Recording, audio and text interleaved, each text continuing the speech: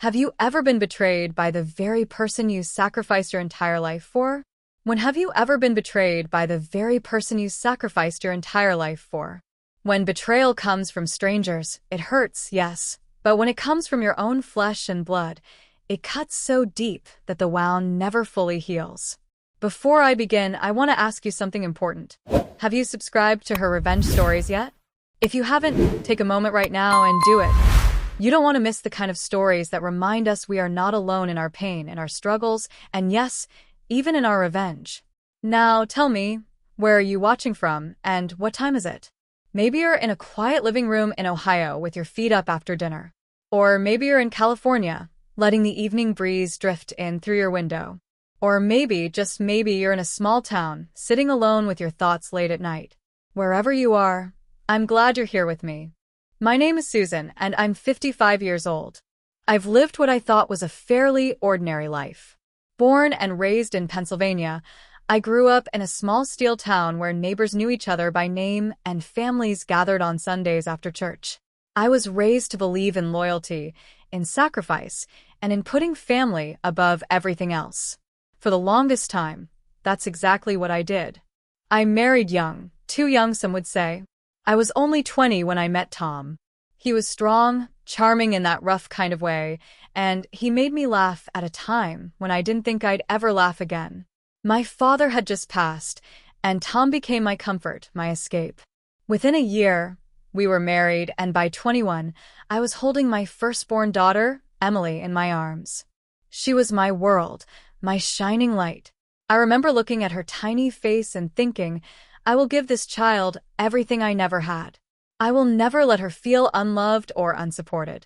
And that promise became my life's mission. Over the years, Tom and I built a modest life together. He worked construction and I worked part-time jobs, secretary work, cashiering, even waitressing when times were lean.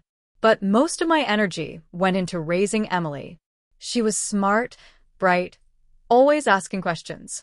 She wanted piano lessons, so I found a way. She wanted to join dance class, so I found a way. She wanted name-brand shoes like the other girls at school, so I found a way. Even when Tom's hours were cut and we struggled to make ends meet, I made sure Emily never felt the heaviness of our financial burdens. But life, as it always does, had its turns. Tom wasn't always faithful, and he wasn't always kind. By the time Emily turned 16, Tom and I were more like roommates than husband and wife. 2 years later, he packed up and left for good, chasing a younger woman and leaving me to carry the weight of raising our daughter alone. And I did, without complaint, without ever showing Emily how broken I felt inside. I worked 2 jobs, sometimes 3, and every extra dollar went into making sure Emily had opportunities. College savings, clothes, trips, whatever she needed, I gave. I missed out on vacations, on new clothes for myself, even on doctor's visits sometimes, because every penny mattered. I told myself it was worth it, that one day, Emily would look back and see just how much her mother had sacrificed for her. That she would thank me, that she would love me all the more for it. But life has a cruel way of testing us. By the time I turned 55, I thought I had finally earned some peace. I had worked for over 30 years as an office assistant, saving into my pension. It wasn't a fortune, but it was enough for me to live modestly, enough for me to pay my bills, keep my home, and maybe, just maybe, finally enjoy some time for myself. I dreamed of traveling a little, of visiting the ocean again, of sitting on a porch swing with a book and not worrying about where the next paycheck was coming from. And then came the betrayal. It was a crisp autumn morning when Emily came to visit. She rarely stopped by anymore. Her life was busy, she said, with her husband, Mark, and their 2 children. But that day, she showed up at my door, smiling too wide, her voice too sweet. "Mom," she said, hugging me in a way that felt more like obligation than love, "we need to talk." Those 4 words, I should have known. I should have felt the shift in the air. But I didn't. I led her to the kitchen, poured her a cup of coffee, and sat across from her like I had done 1,000 times before. She didn't waste time. She leaned forward, her eyes locked on mine, and she said, "Mom, you need to sign over your pension. We need it. Mark and I were drowning in bills. The kids' school costs, the mortgage, it's too much. You don't really need it. You're just one person. We're a family. At first, I laughed. I thought she was joking. But when her expression stayed hard, unflinching, my heart sank. Emily, I whispered, my voice trembling, that pension is all I have. That's my future. My security. She waved her hand dismissively, as if I were a child speaking nonsense. You can get by. Sell this house, move into something smaller. Or, her eyes flickered, almost calculating. There are government shelters for people in your position. You'll be fine. I felt like the ground had been ripped out from under me. My own daughter, the child I had sacrificed everything for, was telling me to hand over my life savings and suggesting I go live in a shelter. The rest of that conversation was a blur of raised voices, tears, and words I never imagined I'd hear from Emily's lips. But I remember one thing with absolute clarity, the coldness in her eyes when she finally stood to leave. You'll sign the papers, she said flatly. You don't really have a choice. And with that, she walked out, leaving me sitting at my kitchen table, staring at the life I had built, and realizing how quickly it had been shattered. I didn't sleep that night. I didn't eat. I sat in my chair, replaying every moment of Emily's life in my mind. Her first steps, her school plays, her wedding day, the nights I stayed up sewing her costumes, the mornings I skipped breakfast so she could eat. All of it, and this was how she repaid me. By morning, I felt hollow. I shuffled through my papers, my pension documents, my bank statements, wondering how she had even known about the details. And that's when I noticed something I hadn't before, something that made my heart race and my stomach turn. But before I tell you what I found, let me ask you again. Have you ever trusted someone so deeply, only to have them betray you in a way you never imagined? Because that's where I was, sitting in my small Pennsylvania kitchen, realizing the daughter I loved more than life itself had turned me into nothing more than a bank account to be drained. And what I discovered next would change everything. I sat at that table for what felt like hours, the pension papers spread in front of me, though I wasn't really seeing the words anymore. My mind kept circling the same question. How did she know so much about my accounts? I'd never told Emily the details. I'd mentioned having a pension, sure, but the numbers, the forms, the exact paperwork, they weren't things I had ever left lying around. I always kept them in a folder in the bottom drawer of the cabinet in my bedroom, tucked away under old photo albums. It wasn't until I started flipping through the stack of folders that I noticed it. The drawer wasn't shut the way I always left it. It was pulled just slightly off-center, the files inside, not lined up neatly but shoved around. My heart sank. Emily had been in my room. She had gone through my things. That realization made my stomach twist. There's something uniquely painful about realizing your own child has invaded your privacy, not out of curiosity, but out of greed. I thought back to the last time she had come over a week earlier, how she had asked to use my bathroom upstairs while I finished making lunch. I remembered hearing her footsteps in the hallway, a little too far from the bathroom. At the time, I brushed it off. Now, it all made sense. I sat back down on the edge of my bed, the folder clutched to my chest, and for the first time in years, I cried. Not quiet tears, but full, body-shaking sobs. It wasn't just about the pension. It was about every sacrifice I had made, every night shift I had worked, every second I had spent trying to make Emily's life easier. And this was what it had come to. The day dragged on slowly after that. I couldn't bring myself to eat, though I made a cup of tea, just to have something warm in my hands. I paced the house, sat down, stood back up again. My phone buzzed a few times with text messages from Emily, each one colder than the last. Mom, just sign it. You're making this harder than it has to be. Mark and I need this money. Don't be selfish. And then, finally, if you don't sign, I'll make sure you regret it. That last message made me freeze. It wasn't just entitlement anymore, it was a threat. My hands trembled as I set the phone down on the counter, the words blurring in front of me. I couldn't remember the last time Emily had spoken to me with love, but I had never thought she would cross into cruelty. I thought about calling my sister, Denise.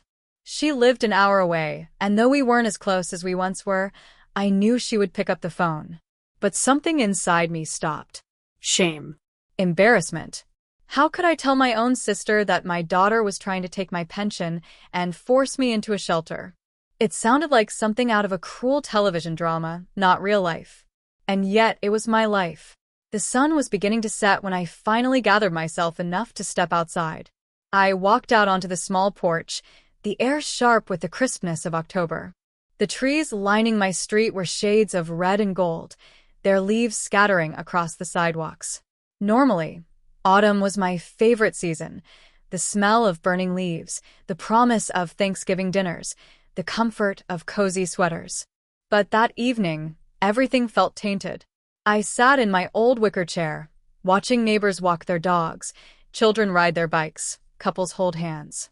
To them, the world was ordinary, predictable. For me, everything had shifted in just a few short hours. The quiet was broken by the sound of tires crunching against the curb. Emily's car pulled up in front of my house. My chest tightened as I watched her step out, her expression set in that same cold determination I had seen earlier.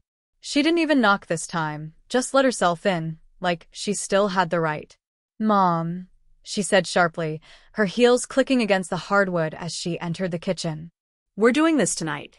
"You're going to sign those papers." I stayed seated, my tea still warm in my hands. "Emily," I said softly, "sit down. We need to talk about this like mother and daughter, not like enemies." But she didn't sit. She planted herself across from me, hands on her hips. "There's nothing to talk about. You don't need that pension. You're going to waste it sitting alone in this house. Mark and I have kids. We have responsibilities. We deserve it more than you do." Her words cut like a knife. Deserve it more than you do. As if my decades of work, of sacrifice, of hardship, meant nothing. I tried to reason with her. I reminded her of the nights I worked double so she could have new clothes for school, of the times I skipped meals so she wouldn't go hungry, of the savings I quietly built so she could go to college debt-free. But her face stayed hard, unmoved. Finally, I said the one thing I never thought I'd have to say. "No, Emily. I will not sign." "That money is mine. I earned it. It is the only security I have left." The silence that followed was thick, heavy. Emily's lips curled into something that was half sneer, half smile. She leaned down, close enough that I could feel her breath against my cheek. "You'll regret this," she whispered. "I promise you that." And then she stormed out, slamming the door so hard that the windows rattled. I sat frozen in my chair, my heart pounding in my chest. I didn't know what she would do next, but I knew one thing for certain. My daughter, my only child, had turned into someone I no longer recognized. The street outside had grown darker now, the lamplight casting long shadows across the pavement. I locked the door behind her and drew the curtains, my hands trembling as I turned each latch. For the first time in my life, I was afraid of my own daughter. I didn't sleep that night either. I kept the lights on in the living room, the pension papers still spread out on the table beside me. Every creak of the house made me jump. Every sound outside made me wonder if Emily had come back. I tried to read, tried to distract myself, but my mind wouldn't stop replaying her words. "You'll regret this." By the time dawn broke, my body ached with exhaustion, but my mind was sharper than it had been the day before. I realized something important, something I had overlooked in my grief and shock. I wasn't helpless. I still had a voice, and I still had rights. And as I stared at those papers, I knew what I had to do next. The morning light filtered through the curtains, pale and soft, but I hadn't slept enough to feel it as anything more than a blur. My body was heavy, but my mind kept spinning. Emily's words, her threat, played on repeat in my head. I had raised her, carried her, cared for her, loved her more than myself. And yet, here I was, afraid of her. I pushed myself up from the couch, my back aching from the awkward way I'd slept sitting up. The pension papers were still on the coffee table, an unmovable weight on my chest. I ran my hand across them, the crinkling sound harsh in the quiet house. I knew I couldn't ignore this anymore. Emily wasn't going to just walk away. She had made that clear. I shuffled into the kitchen, made myself a cup of coffee, and stood staring out the window at the street below. The neighborhood looked the same as always, Mr. Henderson across the street taking his trash cans back, kids riding bikes before school, a jogger passing by with headphones in. The world was steady, ordinary. But inside my home, everything felt like it was collapsing. I thought about calling Emily. Part of me still clung to hope that I could reach her, that maybe if I just said the right words, reminded her of the right memory, she would snap out of this. But another part of me, the part that had been wounded too many times, knew better. Emily wasn't listening. She wasn't seeing me as her mother anymore. She was seeing me as an obstacle. By mid-morning, the doorbell rang. My heart leapt into my throat. For a second, I thought Emily had come back, maybe even with Mark, ready to push harder this time. But when I opened the door, it wasn't her. It was Mrs. Carter, my next-door neighbor. She was in her late 60s, kind-faced, with a warm smile that had comforted me many times over the years. She was holding a small tin in her hands. "I baked some banana bread," she said, her voice cheerful. "Thought you might like a slice with your coffee." I forced a smile, my throat tightening. "Thank you, that's very kind." She peered at me closely, tilting her head. "Are you all right, Susan? You look tired." For a moment, I almost told her everything. Almost spilled my heart right there on the doorstep. But shame washed over me again, heavy and thick. How could I admit that my own daughter was treating me this way? That the child everyone in this neighborhood had seen grow up had become a stranger to me? Ai fine, ilid. Just didn't sleep much. She handed me the tin, giving my arm a gentle squeeze. "Well, make sure you take care of yourself. You've always been the strong one on this street." The words nearly broke me. I thanked her again and closed the door, holding the warm tin in my hands like it was an anchor. The smell of banana bread filled the kitchen, and for a brief moment, I felt comforted, grounded in something normal. But normal couldn't last. Around noon, my phone rang. Emily's name lit up the screen. My hands trembled as I answered. "Mom." Her voice snapped, no greeting, no warmth. "Did you sign the papers yet?" "No," I said firmly, my voice steadier than I felt. Her sharp inhale told me she wasn't expecting resistance. "Mom, stop this." "You don't need that money. Mark and I do. If you cared about your family, you'd help us." "I have helped you," I replied, my chest tightening. "For years. I gave you everything I had, Emily. But this is all I have left. I cannot and will not give it away." There was silence on the other end for a moment, then a bitter laugh. "Fine." "Then don't be surprised when things get harder for you. You'll see, Mom. You'll see you made the wrong choice." She hung up before I could say another word. I sat there staring at the phone, my hands clammy, my heart pounding. This wasn't just about money anymore. It was about power, about control. And I couldn't let her win. By late afternoon, I made my decision. I dug through my desk drawers until I found my old leather address book, flipping through the worn pages until I landed on a number I hadn't dialed in years, the local pension office. My hands shook as I pressed each digit, the line ringing until a calm voice answered. "Public Employees Pension Services, this is Carol speaking." I explained who I was, that I wanted to confirm the security of my account, that I was worried about unauthorized access. Carol was patient, kind, walking me through the steps. She reassured me that no one could make changes without my consent and my direct signature, witnessed and verified. Relief washed through me like cool water. Emily didn't have the power she thought she did. Not yet. But the fear lingered, because I knew she wouldn't stop trying. After I hung up, I sat back in my chair, staring at the phone. My next thought was clear but terrifying. Maybe it was time to involve the police. But the very idea made my stomach twist. Calling the police on my own daughter? It felt unthinkable. And yet, wasn't that what it had come to? As the sun began to dip, painting the sky in soft oranges and pinks, I stood at my front door, staring out at the street. The air smelled of fallen leaves, a reminder of seasons changing, Time moving forward whether I wanted it to or not. I whispered to myself, almost like a vow. I won't let her take everything from me. Not this time. But deep down, I knew Emily wasn't finished.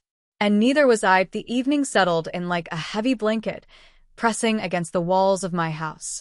I sat at the kitchen table with the tin of banana bread open in front of me, though I wasn't hungry. The clock ticked on the wall, each second loud, echoing in the silence.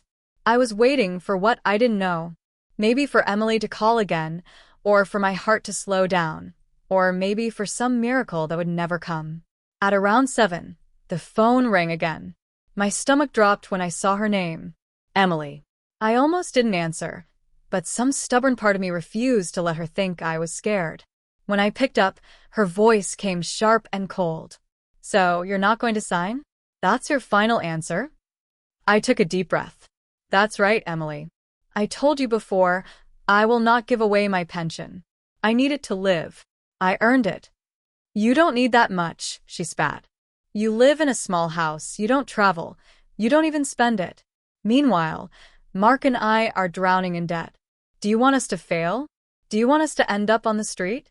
The accusation pierced me, even though I knew it wasn't true. Emily, you're not on the street. You have a job. You have a husband. You're supposed to build your own life. That's not my responsibility anymore. You're selfish, she snapped. You've always been selfish. Everything you ever did for me came with strings. And now, when I actually need you, you turn your back. Her words were knives. But I steadied my voice. I am not selfish. I am protecting the only security I have left. And if you can't understand that, then maybe you don't know me at all. There was a pause, heavy and dangerous. Then she hissed, "You'll regret this." And the line went dead. I sat frozen, the phone still pressed to my ear. My hand trembled so badly, I had to set it down on the table. The silence afterward was deafening. I stood up and locked all the doors, checked the windows twice. Paranoia crept in, my mind spinning with images of Emily showing up again, maybe with Mark, maybe with anger spilling over. I hated that I felt unsafe in my own home, unsafe because of my own child.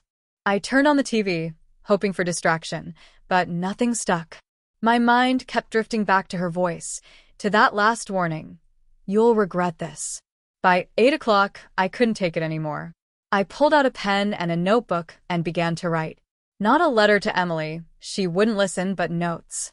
Details. Dates. What she said, what she wanted, how she had threatened me. It felt wrong, disloyal even, but also necessary. If things got worse, I needed proof.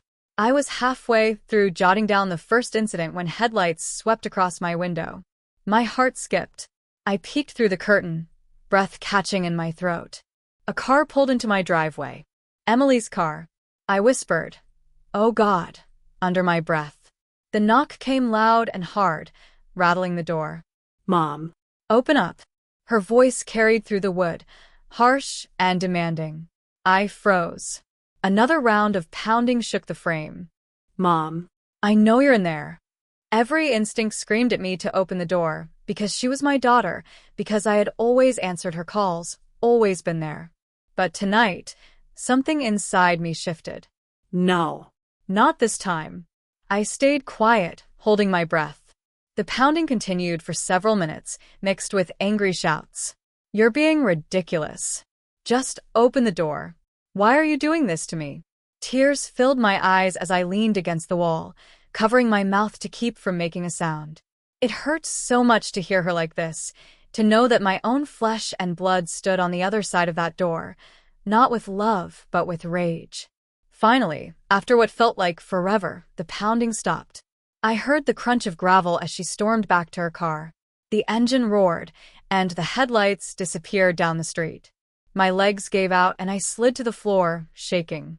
For the first time in my life, I thought seriously about calling the police. But still, that mother's voice inside me whispered, "It's your daughter. Don't do this to her." I sat there on the floor, my notebook open beside me, the words blurring through my tears. Somewhere deep inside, I knew this wasn't over. Emily was spiraling, and she wasn't going to stop until she got what she wanted, or until someone stopped her.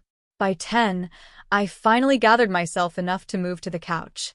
I wrapped a blanket around my shoulders, staring at the darkened window, listening for every sound outside. My body was exhausted, but sleep refused to come. Instead, I whispered into the empty room, "God, please, just let me get through this night." The house groaned in the silence, and I knew the storm wasn't over. It was only gathering that I woke up on the couch, my neck stiff, the blanket tangled around my legs. For a moment, I couldn't remember where I was or why my heart was pounding so fast. Then the memory hit me, the pounding on the door, Emily's furious voice, the way she'd driven off into the night. The clock on the wall showed 6:15 a.m. The sky outside was pale gray, the kind of early morning light that usually comforted me, but today it only reminded me of how long the night had been. I rubbed my eyes and sat up, bones aching.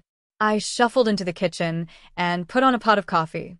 The smell usually calmed me, but this morning it did little. My stomach churned with nerves. I stared at the notebook still sitting on the table, where I'd written everything down. Seeing my own handwriting describing Emily's threats sent a pang straight through me. I whispered to myself, "She's my daughter. How did we get here?" As I poured a cup of coffee, my phone buzzed on the counter. I flinched. For a moment I debated not answering, but the screen said unknown caller. Against my better judgment, I picked up. "Hello? Mrs. Miller?" a man's voice asked, calm and professional. "This is Officer Daniels with the local police department. Do you have a moment?" My knees almost gave out. Yes. "Yes, I do." He cleared his throat. "We received a report early this morning regarding a disturbance at your address last night. Are you all right?" I gripped the counter, stunned. "A report? Who called it in?" "I can't disclose that, ma'am," he said gently. "But one of your neighbors contacted us, concerned about shouting and banging at your home around 8 o'clock. They were worried for your safety." Heat rose in my face, embarrassment mixed with gratitude. Oh, I see. Yes, that was my daughter. She came by, upset about something. But I'm fine." There was a pause, the kind of silence that felt like the officer wasn't convinced. "Ma'am, can I ask, did she threaten you in any way?" I swallowed hard. My instinct was to protect Emily, but the memory of her hissing "you'll regret this" echoed too loud in my head. "Yes," I said quietly. "She did." His voice softened. "Thank you for telling me. For your safety, I'd recommend filing a formal report. Even if you don't want to press charges, it creates a record. If this escalates, that could be very important." My hands shook around the coffee cup. The thought of walking into a police station, saying my daughter's name, putting it down on paper, it felt like betrayal.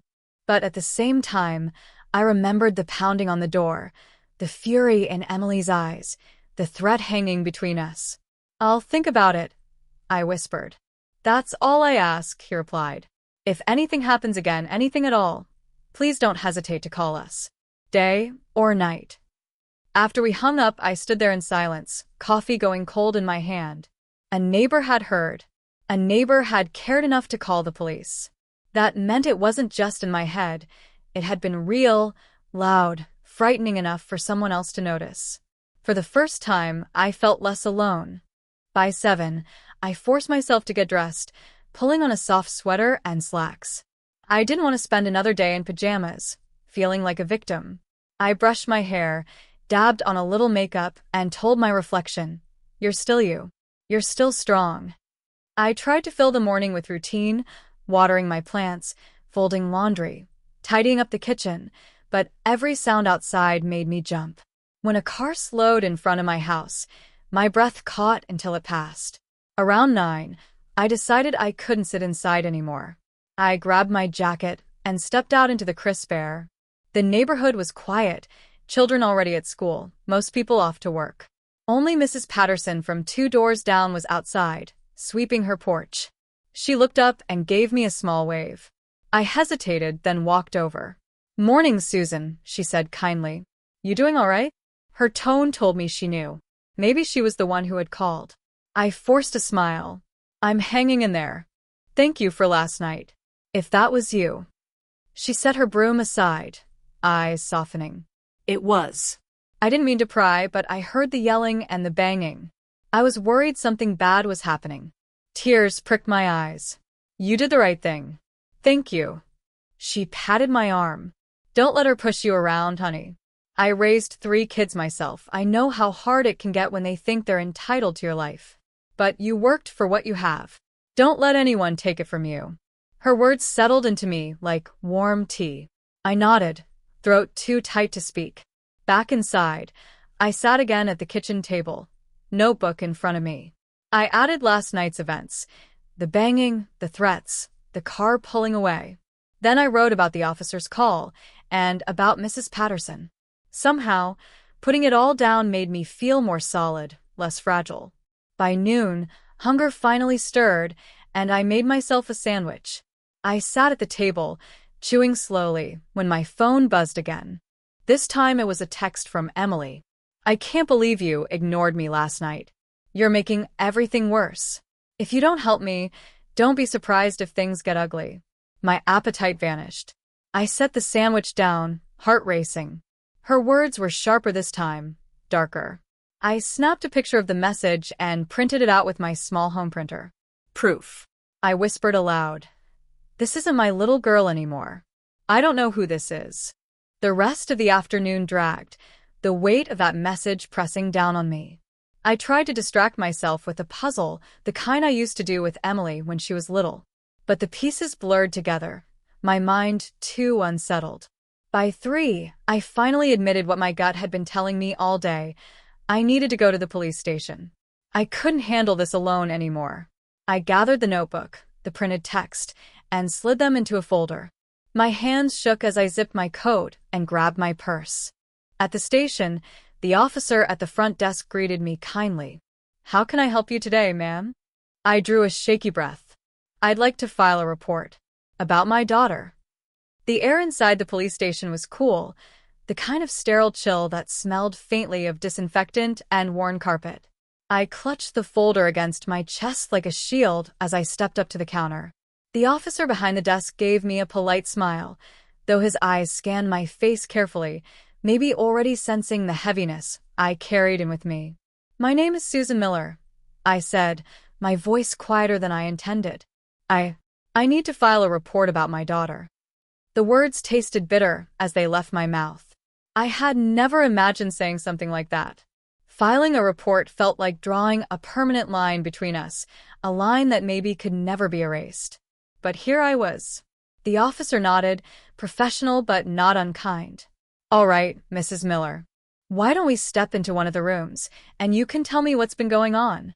He led me to a small room with a table, 2 chairs, and a box of tissues in the corner. I sat down, my folder trembling in my hands. He opened a notepad and introduced himself as Officer Daniels, the same man who had called earlier. I know this is difficult, he said gently, but you're doing the right thing by coming here. Can you tell me what happened in your own words? I opened the folder and slid the notebook and printed text message across the table. My throat tightened. My daughter, Emily, she wants me to sign over my pension to her and her husband. I refused. She came to my house last night, banging on my door, shouting, threatening me. Then, this morning, she sent this text. He read the message slowly, his jaw tightening. This is a clear threat, he said, tapping the paper. And, combined with last night, it establishes a pattern. I swallowed hard. She's my daughter, I whispered, as if that should change everything. His expression softened. I understand.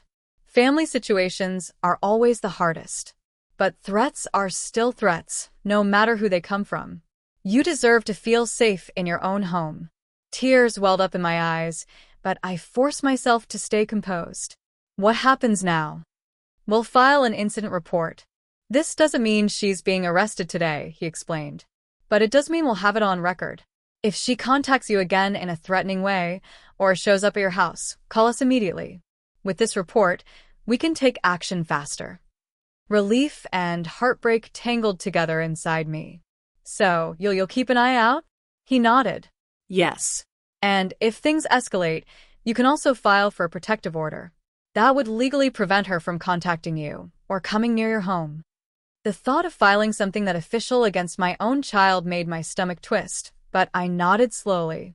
Oh, I'll think about it. He finished writing, then handed me a copy of the report. You did the right thing, Mrs. Miller. This doesn't mean you don't love your daughter.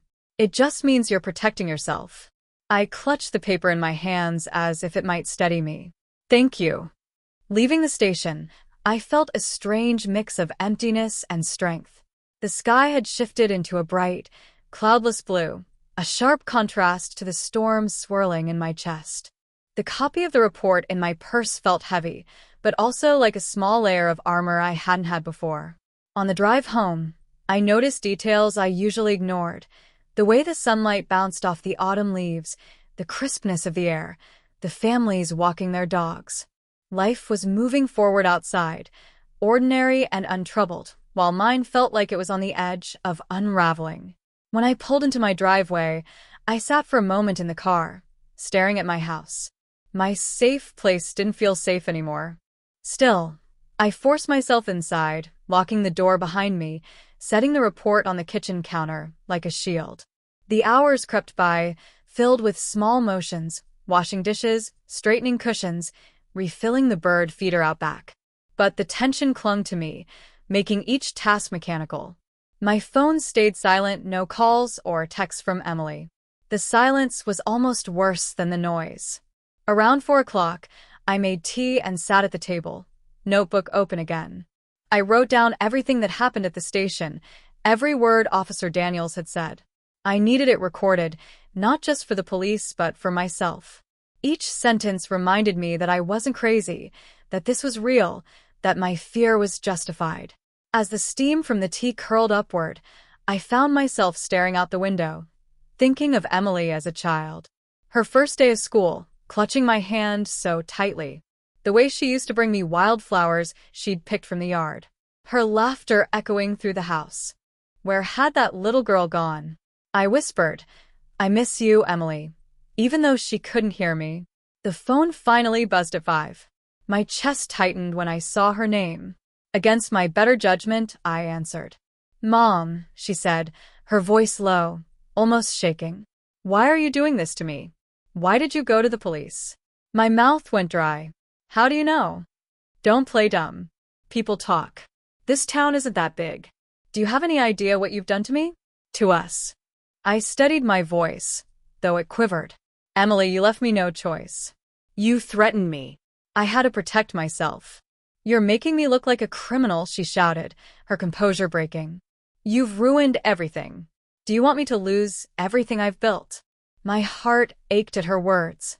"I want you to stop trying to take from me what isn't yours. I want you to be my daughter again, not someone I'm afraid of." There was silence, then a laugh that sent chills down my spine. "You think the police will protect you? You think a piece of paper will keep me away? You've made a mistake, Mom. A big one." The line went dead. I set the phone down slowly, my hand trembling. The words echoed in my head like thunder. "You've made a mistake." I pressed my palms together and whispered, "Lord, give me strength." Night fell again, shadows creeping into the corners of the house. I double-checked the locks, drew the curtains tight, and left a light on in every room. Still, the fear clung to me. The ticking of the old wall clock was the only sound in my living room. Each second felt louder than the last, echoing against my chest like a countdown. After Emily's call, I couldn't bring myself to turn off the phone, though every vibration made me flinch.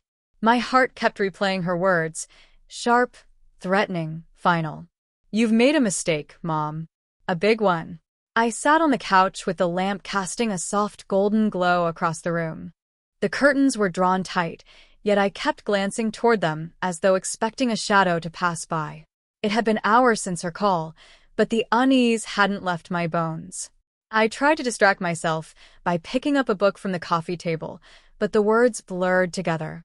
My mind wandered back to the police station, to Officer Daniels' steady voice telling me I had done the right thing. I wanted to believe him. I wanted to feel safe. But a mother's fear wasn't only for herself. It was for her child, too. Just as I set the book aside, headlights swept across the wall. My breath caught. I moved quietly to the side of the curtain and peeked outside. A car was parked across the street, engine running. My stomach dropped. I couldn't tell if it was Emily's. The windows were tinted, the shape unfamiliar. But the way it just sat there, idling, made my hands tremble. I reached for the phone and dialed the non-emergency police line, my voice shaky as I explained. Within minutes, a patrol car pulled up, its lights briefly flashing. The other car drove off quickly, disappearing into the night. Relief washed over me, but it was tangled with dread. Whoever it had been, they'd seen the police arrive. An officer came to the door, this time a younger man named Reed. He assured me he would patrol the area a few more times during the night. "Just keep your doors locked, ma'am," he said. "If you see anything else unusual, call us right away." I thanked him, but after he left, the silence felt heavier than before. I turned on the porch light, though I knew it wouldn't really keep danger away. It was nearly 9 now, and the hours stretched out before me like an endless tunnel.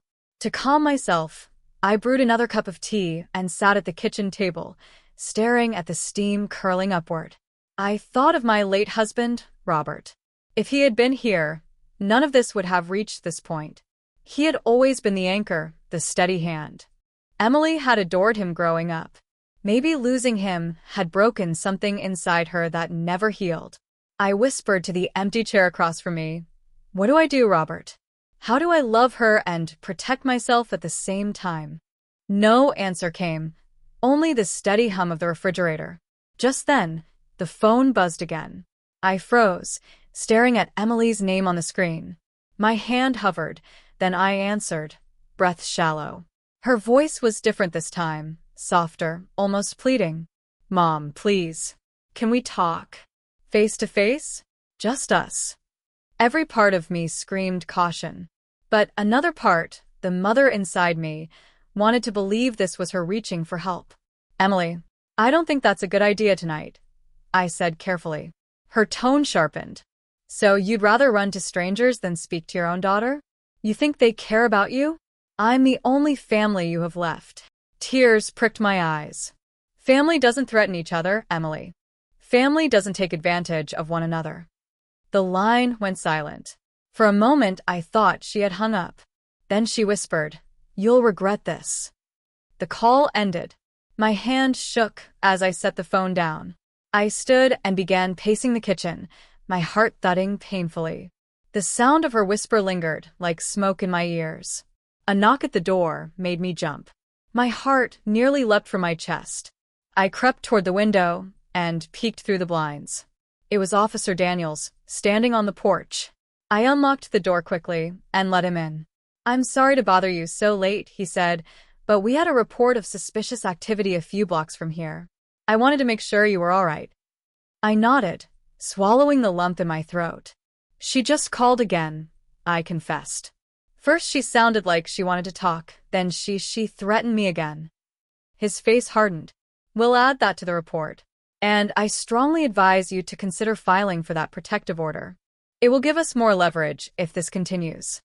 I nodded, though the thought of drawing that line still tore at me. "Do you think she'll actually come here?" He paused, choosing his words carefully. "I think she's emotional and unpredictable right now. That makes her actions harder to predict. But we'll keep a close watch tonight." After he left, I locked the door again, sliding the chain across. My hands lingered on the cool metal, wishing it could truly keep me safe. By 10, exhaustion weighed on me, but sleep felt impossible. I carried the blanket from the couch to the bedroom, hesitating before shutting off the light. Every creak of the house made me tense. I prayed silently for peace, for Emily's heart to soften, for mine not to break completely. Lying in bed, I thought about the past, Christmas mornings, birthday parties, family trips to the lake. Memories swirled together, each one a reminder of the love that once filled our lives. How had we come to this? How had we turned from laughter to threats? I closed my eyes, whispering her name like a prayer. Emily. The night dragged on, but eventually, exhaustion pulled me into uneasy sleep. Dreams tangled with memories and fears until they blurred into one. When I startled awake sometime past midnight, the house was silent, yet I couldn't shake the feeling of being watched. I sat up, straining my ears. Somewhere outside, a car door shut. I held my breath, frozen in the darkness, listening to the sound of footsteps on gravel. The footsteps outside grew louder, crunching over the gravel like a slow drumbeat. My body went rigid under the covers, every nerve straining to listen. For a moment, I thought it might be my imagination. But then the sound shifted, closer, deliberate. I slid quietly out of bed, my bare feet cold against the hardwood floor. My hand reached for the phone on the nightstand, clutching it tight. With trembling fingers, I dialed 911, whispering to the operator, "There's someone outside my house. Please send someone quickly." The operator's calm voice reassured me that help was on the way. She told me to stay on the line, to keep as quiet as possible, and to move to a safe spot. I tiptoed toward the closet, easing the door open just enough to slip inside. My heart pounded so loudly, I was certain it could be heard outside. Through the narrow crack, I could see the faint glow of the porch light seeping under the front door. Then came the unmistakable sound of the doorknob jiggling. My breath caught. "Ma'am, stay calm," the operator whispered in my ear. "Officers are 2 minutes out. Don't move." Tears filled my eyes as I whispered back, "It's my daughter. I think it's my daughter." The knob rattled again, harder this time. Then a sharp thud echoed as if someone had tested the strength of the door with their shoulder. My knees weakened, and I pressed my hand over my mouth to keep from crying out. Suddenly, the sound stopped. Silence filled the house, stretching unbearably. Then I heard the faint crunch of footsteps retreating down the driveway. Headlights flickered briefly through the blinds, and the car drove off just as red and blue lights flashed across the windows. "Officers are there now," the operator said. "You're safe. You can come out." I stepped out of the closet on shaky legs, relief mingling with dread. I opened the front door to see 2 officers standing there, one of them Officer Daniels. His eyes scanned the street before turning back to me. "Ma'am, we saw a vehicle pulling away as we arrived. Did you see who it was?" I swallowed hard, nodding. "I didn't see the face, but I know it was Emily. I could feel it." He placed a reassuring hand on my shoulder. "We'll patrol the area for her car. But I'm telling you now, it's time to make that protective order official. This is escalating, and quickly." I nodded numbly, the weight of his words sinking in. Escalating. That's what it was.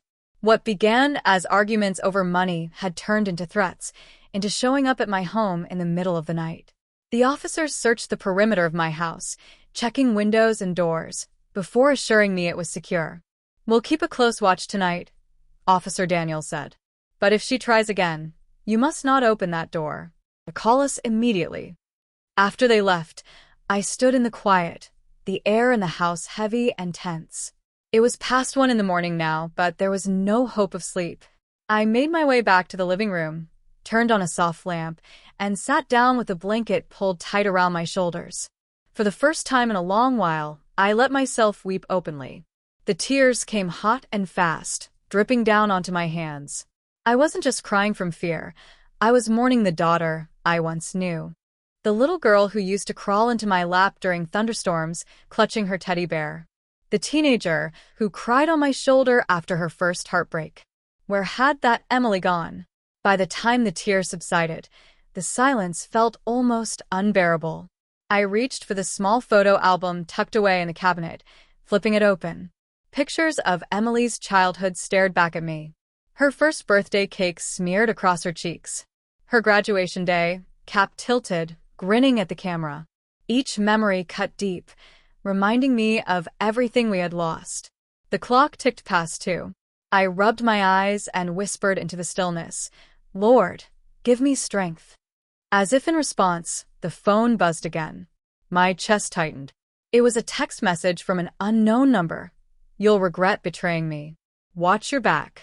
My hand shook so badly, I nearly dropped the phone. I immediately forwarded the message to Officer Daniels, adding, "I think it's her." His reply came quickly. We're logging this. Stay put. We're close by. I sat frozen on the couch, staring at the shadows stretching across the walls. My mind wrestled with memories and fear. A part of me still wanted to protect Emily, shield her from consequences. But another part knew, if I kept excusing her behavior, she would only sink deeper into this destructive path. The minutes crept by until exhaustion dulled the edges of my fear. Around 3, I drifted into a light sleep, curled under the blanket.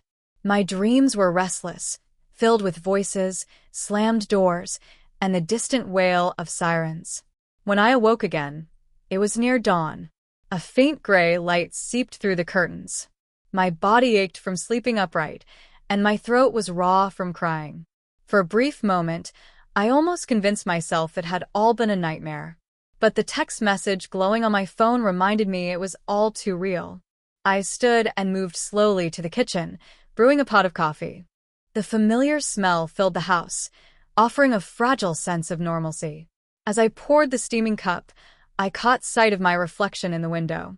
My face looked older than I remembered, lines deepened, eyes weary. Just then, a knock sounded at the door.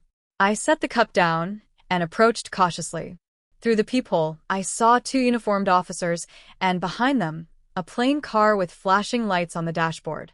When I opened the door, Daniels was there again. "Good morning, Susan," he said gently. "I'm sorry to wake you so early, but we thought you should know. We picked up your daughter a little while ago." My breath caught. You have Emily?" He nodded. "She was found parked a few blocks from here." When officers approached, she became agitated. "We've taken her in for questioning. She'll be held at least temporarily." The news hit me like a wave, crashing over and pulling me under. Relief warred with heartbreak. My knees nearly gave out, and I clutched the doorframe for support. Daniel's voice softened. "I know this isn't easy, but she'll be safe in custody for now. And so will you." Tears welled again as I nodded. "Thank you," I whispered. When they left, I closed the door and leaned against it, letting the sobs come freely. The house was quiet once more, but for the first time, that quiet didn't feel like danger. It felt like the beginning of something new. I walked back to the living room, sat down with my cooling cup of coffee, and stared out the window at the pale morning sky. The road ahead was still uncertain. Emily was my daughter, my flesh and blood. I didn't know what the future held, whether we would ever mend what had broken, or if this was the point of no return. But for the first time in a long time, I felt a small flicker of hope. Hope that maybe, just maybe, this could be the turning point. Hope that the girl I raised still lived somewhere inside the woman she had become. And even if she didn't, I knew one thing for certain: I had survived this night. I had protected myself. And in that, I found a quiet strength I never realized I still carried. As the sun slowly rose, I wrapped my hands around the warm mug, whispering to myself, "It's a new day." The first light of dawn spread slowly across the sky, painting everything in soft shades of pink and gold. I sat in my living room, clutching my mug of lukewarm coffee, staring blankly out the window. My body felt like it had been run over, drained, heavy, but still buzzing faintly from the adrenaline of the night. Emily was in police custody. That single fact circled in my mind like a bird with nowhere to land. The little girl I raised, who once clung to my hand on her first day of school, was now sitting in a holding cell just blocks away. I had wanted her to face consequences. I had begged for someone to step in to stop the spiral. But now that it had happened, my heart ached in a way I hadn't prepared for. The phone on the table buzzed, making me jump. I grabbed it quickly, half afraid it would be another threatening message. But instead, it was a simple text from Officer Daniels. "She's safe. We'll update you later today. Try to rest." I stared at those words for a long while. Safe. It was the word I needed most. I exhaled, then set the phone down and finally took a sip of coffee. The bitterness grounded me. Around 7, I decided I couldn't just sit here and stare at the walls. I needed to move, to do something normal, even if just for an hour. I grabbed my sweater, slipped into comfortable shoes, and stepped out into the cool morning air. The neighborhood was still quiet. A few joggers passed by, dogs tugged on leashes, sprinklers ticked rhythmically in front yards. Everything looked ordinary, but inside me, nothing was. I walked slowly down the sidewalk, letting the fresh air fill my lungs. Each step loosened the tightness in my chest. At the corner cafe, I pushed open the door and was greeted by the familiar hum of conversation and the rich scent of fresh pastries. "Morning, Susan," the barista called. I managed a smile. "Morning, James." He handed me my usual without asking. Black coffee with a splash of cream, a blueberry muffin wrapped neatly in paper. It was strange how comforting those small routines could be, how they reminded me that life was still happening outside the chaos of my home. I chose a table by the window and sat quietly, tearing small pieces off the muffin, chewing slowly. Around me, people chatted about their weekend plans, the weather, and upcoming football game. I listened, letting their ordinary worries soothe me like background music. But even as I tried to ground myself in normalcy, the weight of what had happened pressed in. My daughter, my only child, had crossed a line that could not be ignored. My mind replayed the moment I told her no about the pension money, the fury in her eyes, the way her voice dripped with venom. "Go live in a shelter." Those words had cut deeper than anything else. And now, here we were. After finishing my coffee, I walked back home slowly, watching as the neighborhood truly came alive. Children climbing onto school buses, neighbors waving as they headed to work. I smiled faintly at a couple watering their front garden, the husband whistling an old tune. Back inside my house, I stood in the kitchen, staring at the pile of unopened mail on the counter. I shuffled through it absently, bills, ads, a letter from my church. My eyes lingered on the church envelope. I hadn't been in weeks, not since things with Emily had gotten so bad. I missed the choir, the warmth of the congregation. But more than anything, I missed feeling like I wasn't alone. I set the mail aside, made another cup of coffee, and sat at the table. I wanted to call someone, to hear another voice, to let someone share the weight. But who? My sister Linda came to mind. We hadn't been as close in recent years, mostly because Emily never got along with her. But Linda had always been steady, kind, the sort of person who could listen without judgment. I picked up the phone, hesitated, then dialed. She answered on the third ring, her voice groggy but warm. "Susan? Everything okay?" For a moment, I couldn't speak. My throat closed up, and all that came out was a shaky breath. "Susan?" she asked again, concern sharpening her tone. I swallowed hard. "Linda, something happened last night. With Emily." I told her everything, my voice trembling as the words poured out. The break-in attempt, the threatening text, the arrest. By the time I finished, I was gripping the phone so tightly my hand ached. "Oh, Susan," she whispered. "I'm so sorry." Her voice broke then, and I realized she was crying too. I knew she'd been difficult, but I never thought it would go this far. "Are you safe?" "Yes," I whispered. "The police are keeping an eye on things." "Good. That's good." She paused. "You don't have to go through this alone, you know. I'll come by later today, if that's okay. We can talk, make a plan." The relief I felt at those words was overwhelming.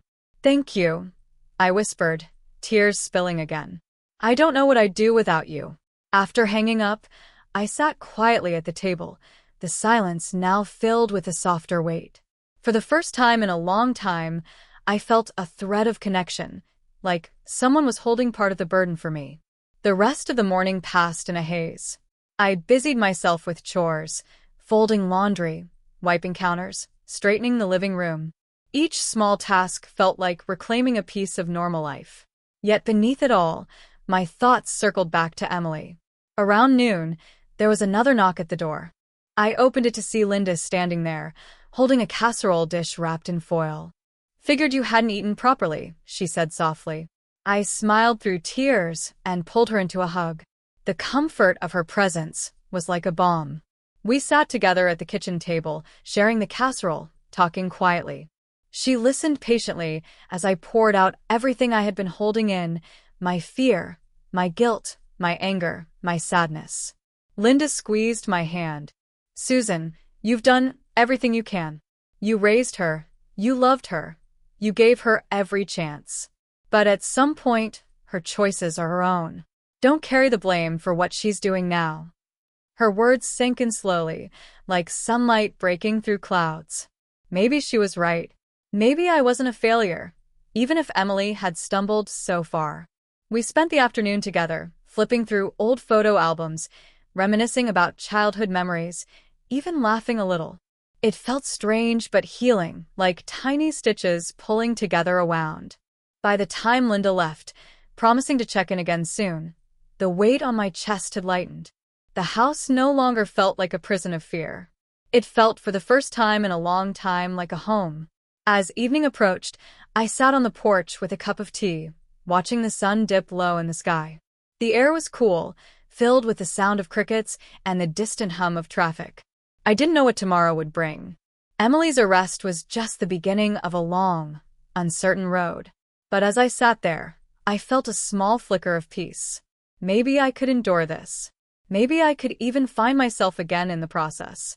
And for the first time in months, I whispered a prayer of gratitude, not for what had happened, but for the strength to face it, and for the people who stood by me when I thought I had no one left. The porch creaked softly under my rocking chair as the last rays of sunlight melted into a deep orange glow across the horizon. The air smelled faintly of cut grass and warm earth, and for the first time in what felt like forever, I allowed myself to simply breathe. But peace doesn't linger long when your heart is tied to someone sitting in a cell. The phone buzzed in my pocket, breaking the stillness.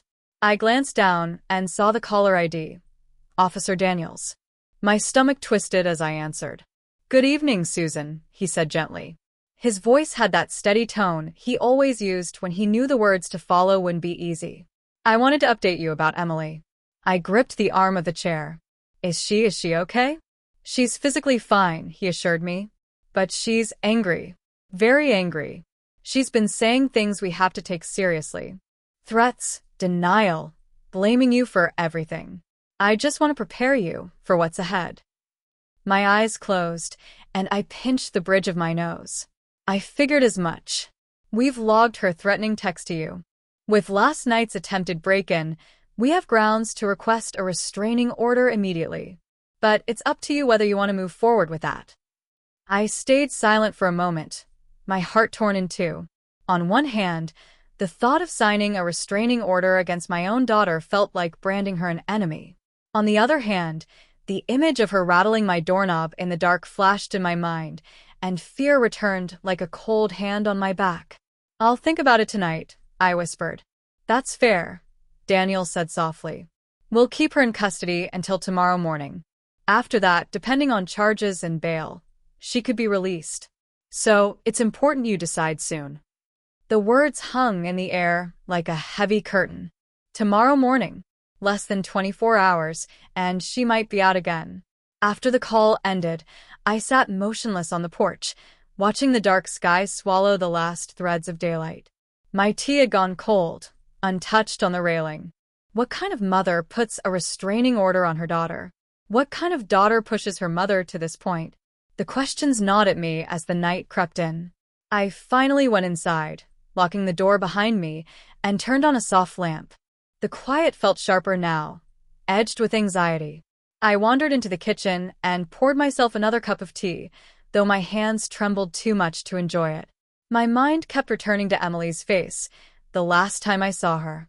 Not the angry adult with venom in her voice, but the younger Emily, laughing as she spun around in the kitchen in her prom dress, begging me to take just one more picture.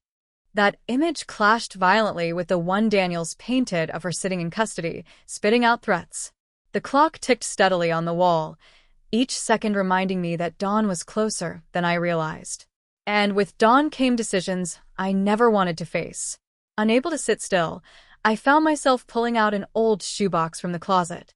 Inside were letters and cards Emily had given me over the years. Some were silly Mother's Day drawings from elementary school, scribbled with crayons. Others were heartfelt notes from her teenage years, full of apologies after arguments, or promises that she'd make me proud someday. I read each one slowly, tears streaming freely. The words felt like a haunting echo of a girl who no longer existed. Around 9 o'clock, I decided to call Linda again. She answered quickly this time. "I was hoping you'd call," she said. "How are you holding up?" "I don't know," I admitted. "Daniel's called. He says Emily could be out as early as tomorrow. And he wants me to think about a restraining order." There was a long pause. Then Linda said firmly, "Susan, you need to protect yourself. This isn't about giving up on her. It's about making sure you're safe enough to still be here if she ever decides to change. A restraining order isn't a punishment. It's a boundary." Her words sank in, though they didn't erase the ache. I never imagined my life would come to this," I whispered. "I know," she said softly. "None of us do. But Susan, you've carried this burden alone for too long. You don't owe Emily your safety. She has to choose her path. You have to choose yours." We stayed on the phone for nearly an hour, talking about everything from Emily's childhood to recipes Linda wanted to try for Thanksgiving. It felt good to drift into ordinary conversation, even for a few minutes. When we finally hung up, I felt a little steadier, though the heaviness remained. By then, the house was quiet except for the hum of the refrigerator. I turned off the lights and sat on the couch with a blanket wrapped around me, staring at the shadows stretching across the ceiling. My thoughts kept circling the same truth. Tomorrow, everything could change again. Emily could walk out of that cell and show up at my doorstep, angrier than ever.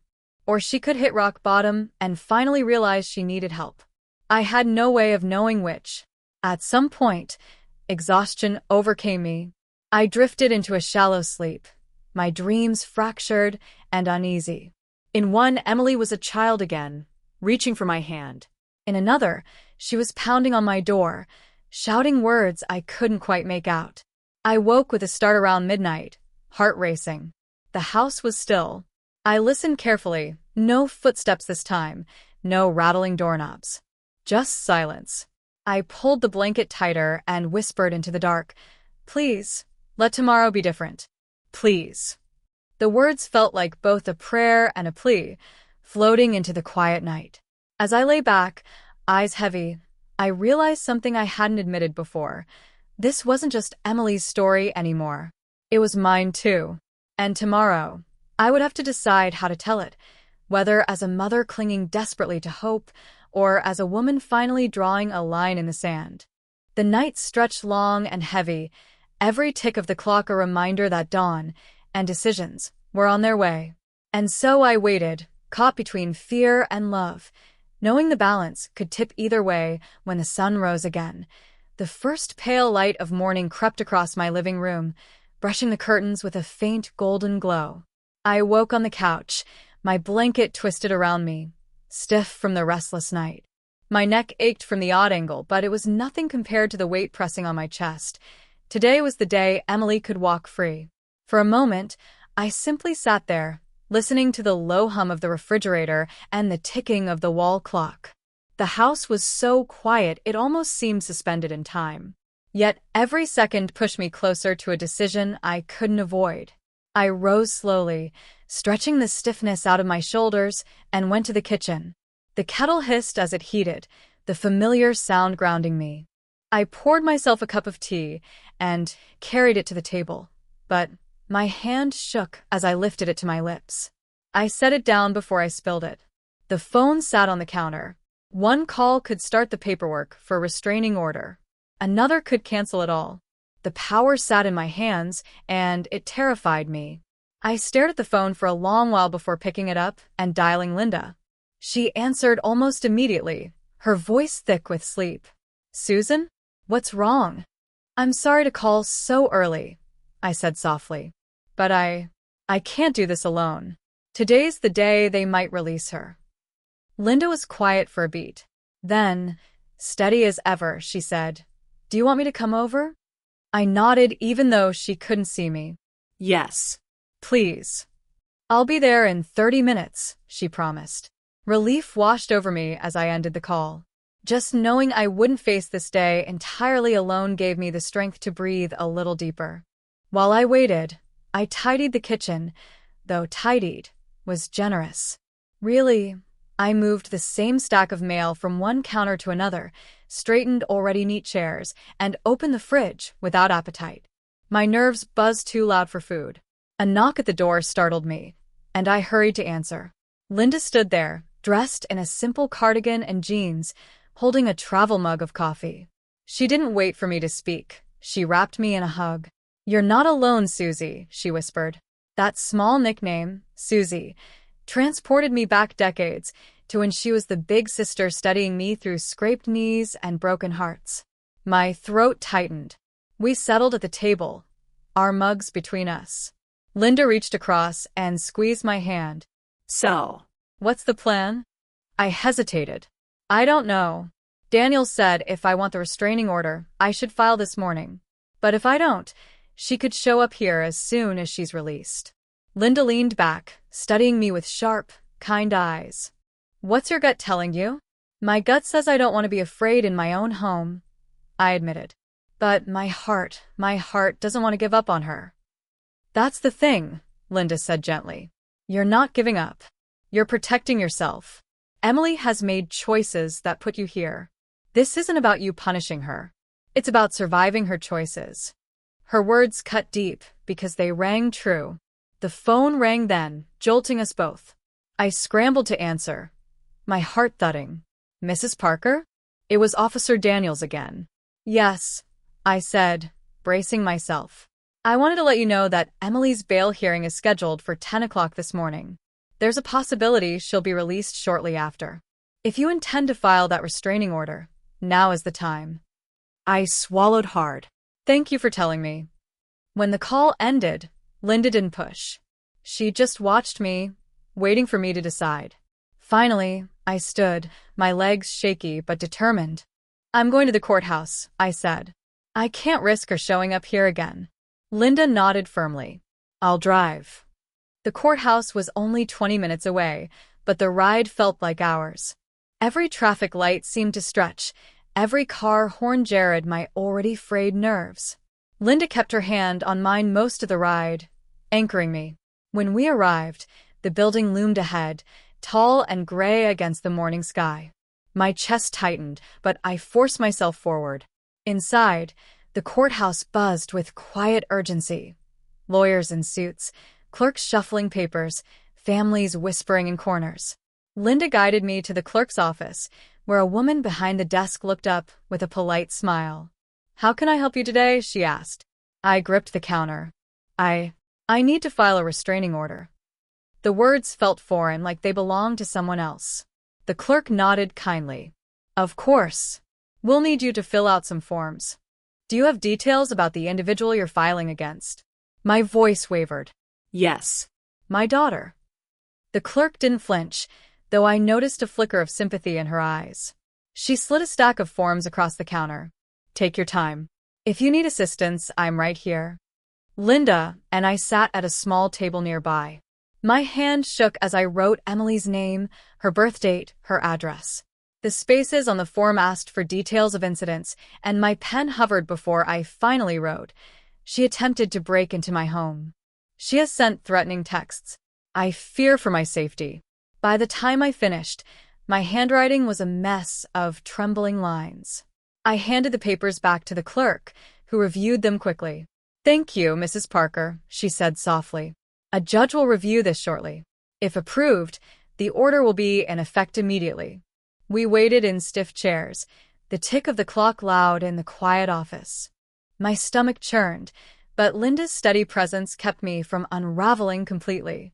After what felt like forever, a clerk returned with a stamped document. "The judge approved it," she said. "This order prohibits your daughter from contacting you, coming near your home, or attempting to harm you in any way. If she violates it, call the police immediately." I took the paper, my hands cold. Relief and sorrow tangled together, leaving me hollow. I had done it. I had signed a line between my daughter and me that could never fully be erased. As we left the courthouse, the morning sun was brighter, almost blinding. I blinked against it, clutching the paper like a lifeline. Linda put an arm around my shoulders. "You did the